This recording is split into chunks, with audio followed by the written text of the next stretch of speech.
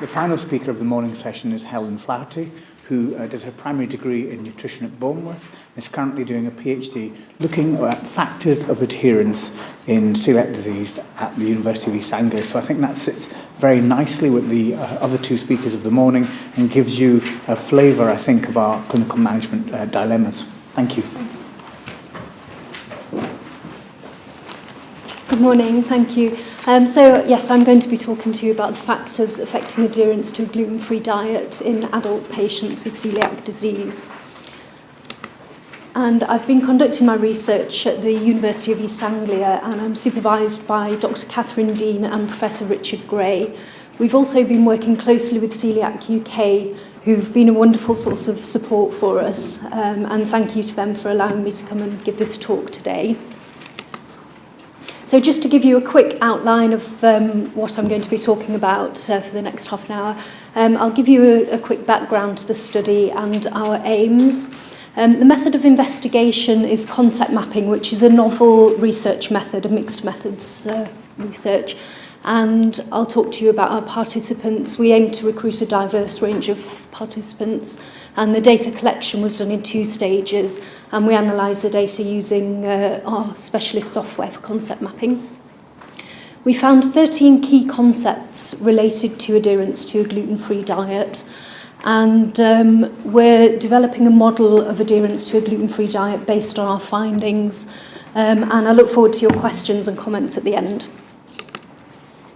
So as we know, a gluten-free diet is currently the only accepted treatment for celiac disease, and non-adherence results in increased morbidity and mortality for patients and reduced quality of life and also increased healthcare costs.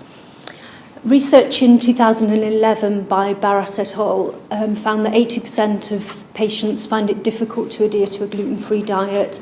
We still don't really understand fully the reasons why that is. And what we wanted to do was to look at ways that patients can be supported to increase their level of adherence. So the aims of our study were to gain a better understanding of the factors affecting adherence to a gluten-free diet in adult patients.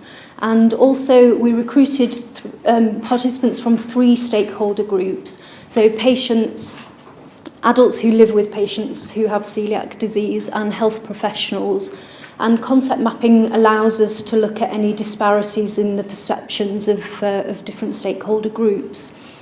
And that's useful in helping us to identify if there's any areas where maybe patients need to be educated, or if health professionals are not quite understanding the perspectives of the patients. And our final aim was to develop a model of adherence to the gluten-free diet.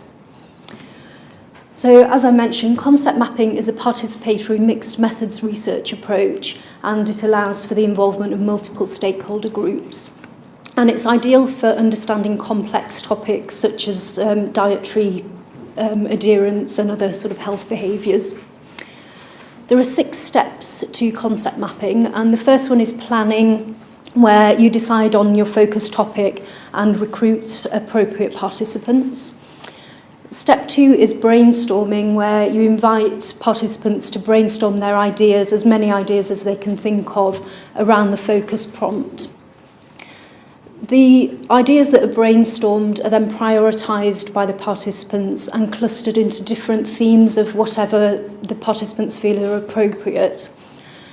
The data are input into the software and analysed to produce concept maps, and concept maps are a picture of the results, and there are a series of concept maps are produced, which we'll have a look at later. And the maps are interpreted, and in our case, they're utilised to develop a model of adherence to a gluten-free diet, which we're planning to, hopefully, if we get funding, to go on and develop an intervention. So our aim of recruitment was to recruit a diverse sample of around about 75 participants from the 3 stakeholder groups, so the patients, the household members, and the health professionals. We recruited from 6 different areas, so Celiac UK were really helpful in sending out invitation letters and advertising on their website for patients and health professionals. Our local hospital, the Norfolk and Norwich University Hospital, also handed out invitation packs to health professionals and patients. And we advertised on the University of East Anglia website. Healthcare professional members of the British Dietetic Association were invited by email, and we advertised in our local press and sent out invitation packs to GP practices as well. And we used several methods of recruitment to try and get a diverse sample of participants. So we recruited 73 participants, and we asked our patient group to self-report whether or not they adhered, partially adhered, or were non-adherent. And we got 34 patients in total. 15 reported that they adhere to a gluten-free diet, 18 partially, and we only had one non-adherent participant who volunteered to be involved in the study. And 21 adult household members and 18 health professionals. So just to show you the details of the participants who were recruited. In terms of the age, gender and education, we recruited quite a diverse range for patients and household members. We didn't see any reason why we needed to ask the age or ethnicity of the health professionals. That didn't seem relevant. In terms of ethnicity, we only recruited one non-white British participant, and that participant was Chilean. And we recruited one gastroenterologist, one GP, 2 nurses, and 14 dietitians or specialist dietitians, research dietitians. Initially, we started our recruitment within Norfolk, and we did struggle a little bit with recruiting non- and partially adherent participants and health professionals, so we decided to broaden our geographical area. So we got 42 people from 52 participants from Norfolk and 21 outside Norfolk. So we started by inviting participants to take part in brainstorming. And for that, we asked them to generate as many ideas as they could about adherence to the gluten-free diet in response to our focus prompt. So it would be easier for adults with celiac disease to stick to a gluten-free diet if... And we asked them to fill in the blank with as many ideas as they can think of. We invited patients and household members to either come and join a small group session for brainstorming at the university, or alternatively they could complete the task at home in their own time and either email or post their responses to us. And healthcare professionals all either posted or emailed their responses. And we generated a total of 903 statements. The amount of overlap in the statements did indicate that we had reached data saturation. And the patient group generated the most, probably because it was the largest group, and most of them attended the group sessions where more statements tended to be generated. And household members generated 278 and health professionals 171. So the next task for the research team was to reduce the final set of statements down to no more than 98 statements, because that's the maximum number that our software can cope with. And also because we were asking the patients to sort the statements in the next task. If they'd have had the 903, it would be quite challenging. So through the elimination of duplicated statements and synthesis of statements that were very similar, and excluding any irrelevant statements or statements that were too specific for one particular individual, the research team managed to reduce them down to a final set of 91 statements. And these statements were printed onto small cards, an example at the bottom there. And we gave participants 2 full sets of the 91 cards for the next tasks. So the first task was prioritising the statement. So we asked them to put the cards into 5 piles of roughly equal sizes, from 1 to 5, with 1 being the statements that they thought were the least important in relation to adherence to the gluten-free diet, to 5 the most important.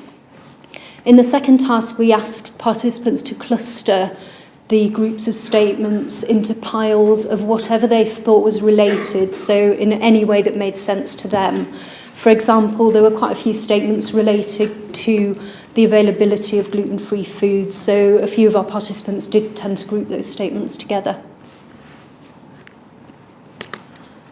And we analysed the data using some specialist software for concept mapping called Ariadne, and that uses multi-dimensional scaling and hierarchical cluster analysis. We compared the results for the three groups in terms of how they prioritised the statements using SPSS. We used Kruskal-Wallis test and Mann-Whitney-U test to then do pairwise comparisons. So this was the first concept map that was produced, and what you can see here is a number of data points, and each data point represents a single statement. The distance between the points on the map relate to how often or not the statements were grouped together by participants. So this data is for all of the participants together. So statements that are very far away from each other were not grouped together very often. So what you get is clusters of the statements together that represent a similar theme. And what we did is the X and the Y axes that go through the middle of the map divides the map into different quadrants. And we've labelled the axes, the top to the bottom, from psychological to practical issues, and from left to right, the individual responsibility to society's responsibility, and they're based on the content of the statements that lie close towards there. And the next map is the concept map, where we've drawn boxes are produced around where the statements are clustered together, and these represent the concept. So the statements that are close together are of a similar theme. So we identified 13 themes, and we got a mean priority score for all participants for each of the concepts. And the first one, which you can see down here at the bottom, that represents the cost of gluten-free food, and it's within this quadrant which represents society's responsibility and practical issues, which makes sense. The cost of gluten-free food is related to those two things. So what we'll do now is I'll have a look at each of the four quadrants, and we'll look at the clusters that are in there. So the first one, society's responsibility and practical issues relating to adherence to the gluten-free diet. So as I mentioned, cluster 1 relates to the cost of gluten-free food. This issue came out as the highest priority for people when they're thinking about sticking to the gluten-free diet, and pretty much all of the participants in the study did raise this as being an important issue. And it was something that was talked about in relation to a lot of the participants felt that the food industry was overcharging. Some participants they talked about how they could understand that it is more expensive to produce gluten-free food, but they felt it was a bit unfair that they had to pay so much more for their food. The fourth most important cluster is access to good quality gluten-free food, and within this cluster there were issues about the availability of gluten-free food in shops and supermarkets. That obviously some shops are better than others. And also the taste and the texture of gluten-free food was an issue for quite a lot of people, and people found it difficult to resist temptations because they felt particularly the gluten-free bread wasn't as the same quality as gluten-inclusive bread. Also, participants said that they would like to have more non-traditional gluten-free breads available, such as chapatis, pita breads and that kind of thing.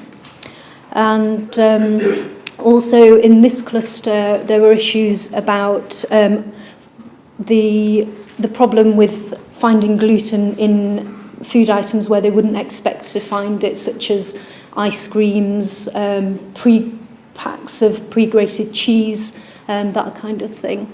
And they felt that the food industry possibly could do a bit more to avoid adding gluten where it's maybe not necessary. And cluster 5, prescribed gluten-free food. This cluster actually spans over 2 different quadrants. So going from society's responsibility to the individual responsibility, and again a practical issue. And with prescribed gluten-free food, there was a lot of dissatisfaction about the recent cutbacks, and also patients found that there was a lot of difference between what one GP would prescribe compared to another one. So they did feel that maybe GPs needed a bit more education about what should be prescribed for their patients. And also the range of products that are available on prescription as well. A lot of people felt that they would benefit from a wider range of products. And cluster 11 is closely related to cluster 5, which is why it's quite close together on the concept map. The convenience of obtaining prescribed gluten-free food. People felt that the current method of getting a prescription and having to go to the pharmacy to pick it up was a bit outdated now that the products that they're getting on prescription are fairly widely available in the shops and supermarkets.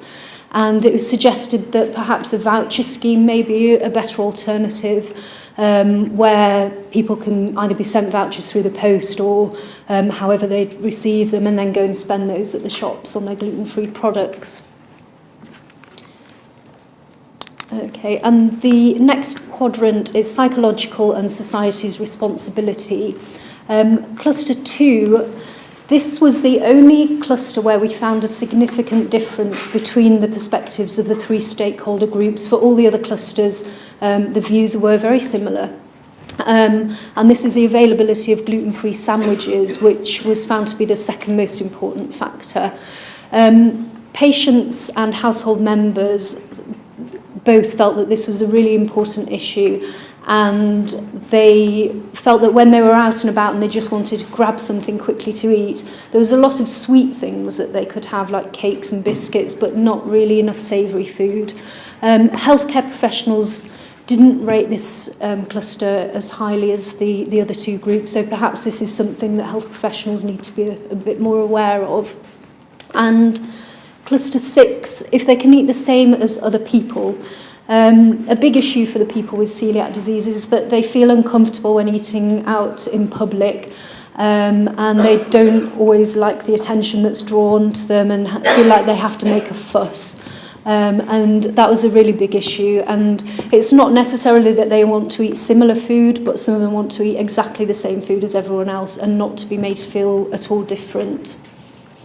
The 7th most important cluster was eating away from home, and there were quite a number of factors associated with this. So problems when eating out, particularly in relation to the availability of food in restaurants and cafes. One issue that came up quite a lot was the availability of gluten-free meals when travelling by air. And participants told us about instances where they'd pre-ordered a gluten-free meal, but then when they'd been on maybe a long-haul flight, they were told during the flight that there was nothing available for them, and they were left with nothing. And a lot of the other passengers on the flight would be given foods that were suitable for people with celiac disease, so things like fruit and things like that, but because they'd ordered the gluten-free meal, they weren't given it. So that was a really big issue, and quite a few participants did bring that one up. Also travelling by train and motorway service stations as well, there seemed to be a lack of gluten-free products available. And cluster 13, the provision of gluten-free food at work. This came out as the cluster with the lowest priority, and one reason that we think that might be is because a lot of the patient group were above retirement age, so perhaps it's not such a big issue for them any longer.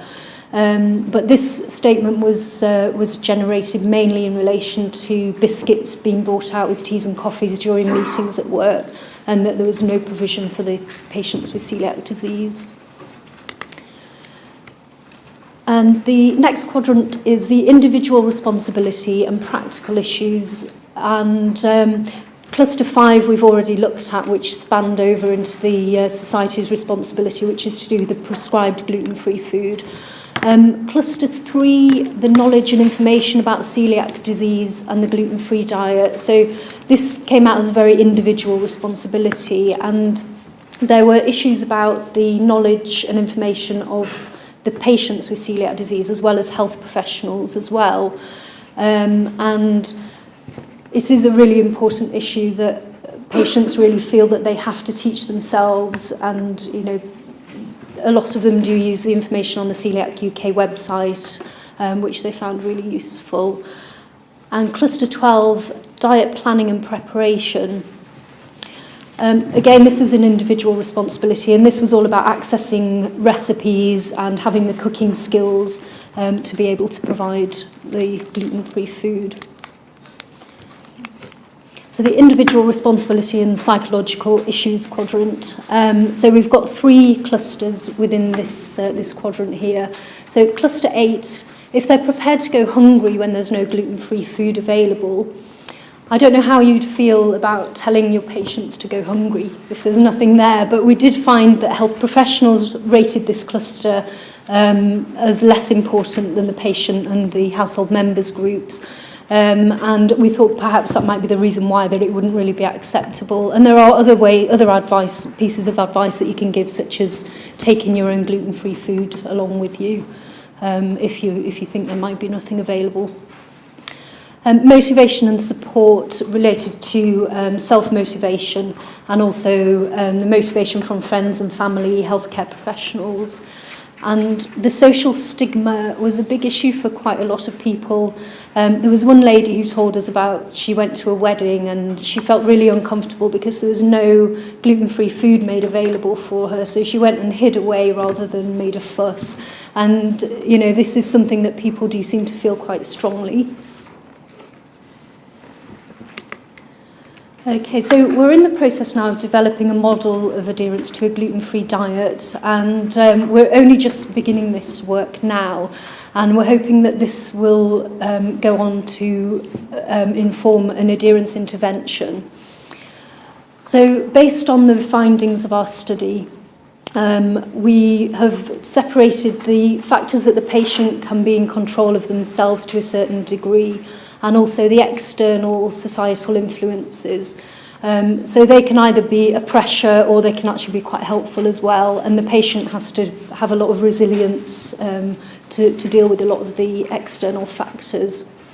So the willpower and motivation of the patient is very important, and they need a lot of knowledge and information about celiac disease and the gluten-free diet, and it is a huge change to go onto the gluten-free diet when you're first diagnosed, and it is a huge learning curve for patients.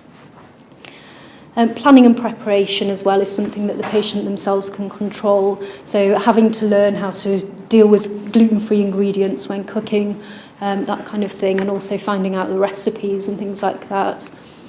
And coping with feeling different and embarrassed, and having the communication skills to be able to tell people that you need gluten-free food. Although in the case of airlines, even when you do that, it doesn't always work out successfully. So some of the external societal influences, health professional, food industry and public knowledge about celiac disease and the gluten-free diet. There was a lot of people who felt that really knowledge in society in general really needed to be increased. And the taste and texture of gluten-free food, although our patients did accept that, yes, okay, it has improved quite a lot in recent years, they still feel that particularly the breads are not of the same quality as the gluten-inclusive bread, and they do tend to feel a little bit deprived that they can't have the nice crusty baguettes and things like that. And prescribed gluten-free food, there were various issues with the recent cutbacks, and also with the way that people have to go to the pharmacy to go and get their prescribed gluten-free food. They felt that needs changing. So it's how the patients deal with that, and the social stigma as well, and the support and motivation that patients get from Celiac UK, from health professionals, from their family and friends as well, is an important factor. As well as the cost of gluten-free food, which is obviously something that the patients can't control themselves, but just have to find ways of dealing with that. And labelling also came up as an issue as well. Patients found it quite difficult to go around the supermarket scrutinising the labels if it was not clearly marked with the gluten-free symbol. So that's something that patients really need to learn how to deal with when they're shopping. Okay, so just to conclude then, adherence to a gluten-free diet is a very complex issue. We found 13 main concepts from our study. The cost of gluten-free food was reported to be the most important factor affecting adherence. And the 3 stakeholder groups in our study held very similar views, apart from with the issue of finding gluten-free sandwiches. And we're developing a model of adherence to the gluten-free food, the gluten-free diet, which we hope to use in the development of an intervention. Okay, so thank you very much.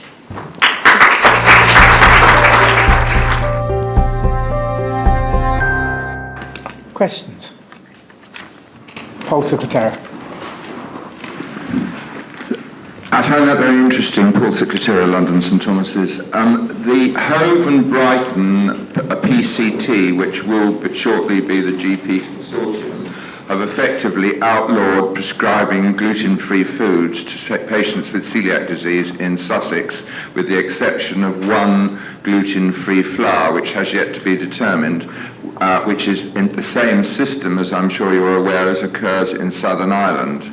There's also, as I'm sure you're aware, been an update on the BBC in relation to withdrawal of gluten-free foods from prescriptions. How do you feel that this is going to impinge on the management of celiac disease above and below the age of 16?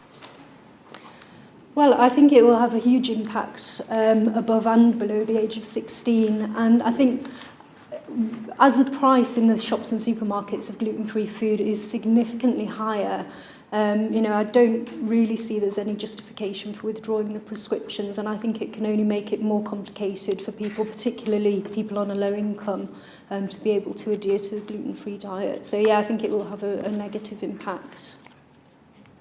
Actually, Paul, just to say that we have been in discussion with a lot of the local PCTs, and a lot of these areas are reinstating some of the products, although there are some significant restrictions still. Yeah. Any other questions? Microphone, Norma. Sorry, those comments were from Norma McGough on the basis of CELAC UK. Nick Kennedy from Dublin. I enjoyed your talk. Thank you. I have several comments. Firstly, as Paul Secretary mentioned, in the Republic of Ireland, the prescribable foods have been removed from the GMS list from the 1st of September last, and this is a cause of great concern for the celiacs in Ireland. And we in the Celiac Society of Ireland are campaigning and trying to increase advocacy, but realistically we are concerned that the lower income groups are not going to be able to adhere to their diet as a result, so that I agree with your concerns.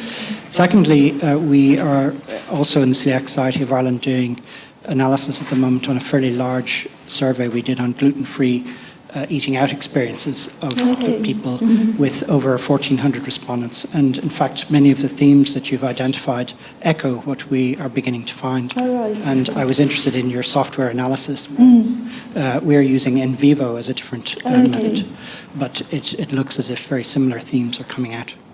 The issue of cost is also a big problem for the Irish celiacs. Yes. And although supermarket prices are dropping slightly, there is still a problem with that. So really, I echo what you found, and thank you very much. That's great, thank you. Yeah, it's good to hear. Any further questions? Norma, behind you. Derek Jewell, Oxford. Thank you. I'd like just to broaden the discussion a bit, because the reduction in the ability to prescribe gluten-free food, I think, is really very serious and is going to impact on the health of our celiacs. And I would really like to encourage a bit of thought about applying some science here. And for those who've got prospective data, and Jeremy has obviously got excellent data in Cambridge, then one should actually start a study where you can see what's happening to patients as from September compared with what's been happening before. I mean, it needs prospective data, which is why the Cambridge database will be so valuable. So I think both clinicians and Celiac UK really need to put their minds to documenting the impact on health in prospective followed patients. Because that's the only thing that will cut any ice in the Department of Health. question? Yeah, I was just going to say yes, very interesting point, and I do think that would be a really great study to do. Yeah.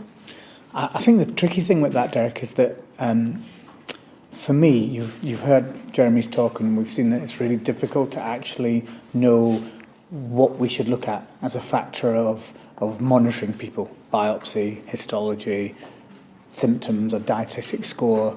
And my great fear is that whenever somebody wants to introduce a change that you don't like, they always call it a trial. Let's call it a trial of not actually providing gluten-free products. And by that time, the horse is bolted. And several years down the line, nobody will be asking those questions. It will be impossible to reverse. So for me, the battle is now, is making sure that this doesn't become the thin end of the wedge and it just mounts. Particularly, what governments are really good at doing is going after something when nobody is watching. So this is a time of austerity, and what their plan is effectively to give people with celiac disease horse meat. Because what you do is lower the cost, don't you? Let's just give them the worst possible deal, and nobody will pay attention because most people are thinking about the price of petrol. So I think it's actually beholden upon plenty of people in this room who I'm sure look after people with celiac disease to be the patient's advocate, and Celiac UK to fight this now, not to wait to see what happens and collect data, because I really believe the horse will have bolted by then and we'll never get that back. One thing we are doing actually is looking at the issues of cost and availability and trying to understand what the current issues are. And I think this work that Helen's been doing is really interesting in highlighting how important those two aspects are to the patients. Any other comments from the floor? Sorry, Christine Brown, dietetics from Lanarkshire in Scotland. I don't have a lot of detail about it at the moment, but in Scotland there is a group looking at a national formulary for Scotland as to what are the core products that celiacs would require to support them in managing their diet. So that is currently underway. I know of a few people who are involved in the group, but hopefully that will address some of the issues for celiacs in Scotland, obviously. Yeah.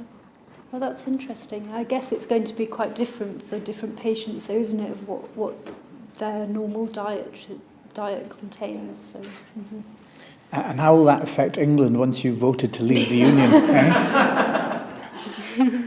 One of the things about Scotland is they're looking at having a pharmacy-led gluten-free prescribing scheme nationwide. So that's a very interesting development, because we've been promoting that as showing that in areas where it does exist in England, it's actually resulting in cost savings to the NHS. Any further questions? Okay, well, Helen, thank you very much. Thank you.